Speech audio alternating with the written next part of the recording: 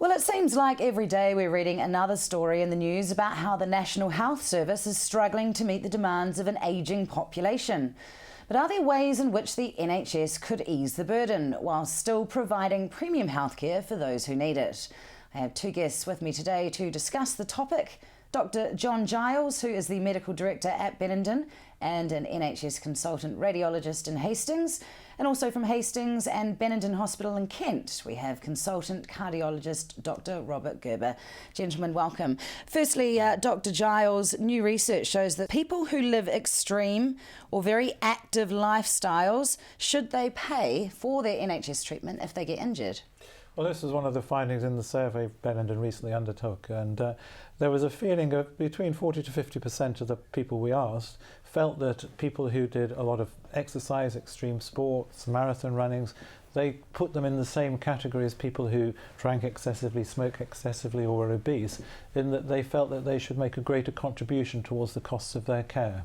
Dr Gerber, is that fair? Well, Katie, I have to come clean. You know, I actually ran the London Marathon a couple of years ago for Benenden for the British Heart Foundation and raised a huge amount of money for a charity close to my heart, excuse the pun. But yes, I can see how some people can view marathon runners or extreme sportsmen as somehow having to pay for their healthcare, but really I didn't think that at the time, and I think a lot of people feel that if they do injure themselves doing sport, whether it's horse riding and playing football on a Saturday, they should get access to the NHS.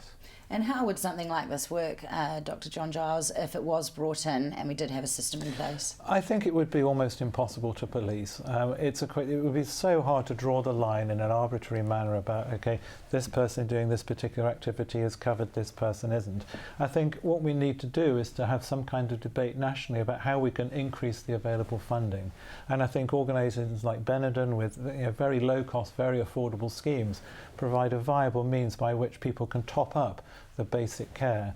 I know that some people are very uneasy about private healthcare, but I think and again, one of the other findings from the survey was that the public generally didn't have a problem with people paying for healthcare themselves, in that would increase the limited amount of money available to be targeted more directly at those who perhaps were less fortunate and couldn't afford to pay for it themselves.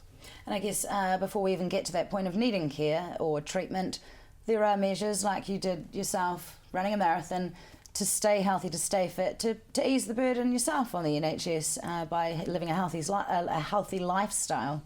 Yeah, absolutely. I mean, it doesn't have to be, all doom and gloom. You can exercise half an hour a day or 3 times a week, and we know that has positive effects on your cholesterol, your blood pressure, your energy levels in general.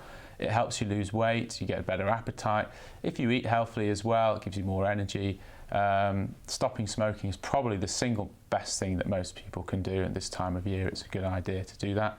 And it will help in the long run, and certainly the NHS does have to deal with a lot of lifestyle related issues, not related to extreme sport per se, but the eating badly and smoking in particular. Well, it's a very interesting topic. Gentlemen, thank you very much for joining us, and thank you for watching.